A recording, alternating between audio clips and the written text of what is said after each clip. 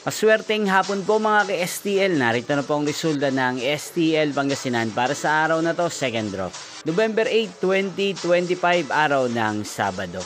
Naway ang mga natayan nyo pong mga numero kanina ay manalo nawa ngayong hapong ito, 5 PM. Kaya't kunin nyo na po ang inyong mga ticket. Narito na po ang resulta. Ang mga numerong nanalo sa STL Pangasinan ngayong hapong ito, November 8, 2025. 5 PM, second draw result 30 at 23. In exact order again, 30 at 23. At ngayong hapong ito sa STL Pangasinan, natin pong i-shoutout si Kuya Cesar ng Pangasinan na nanonood po sa channel na to.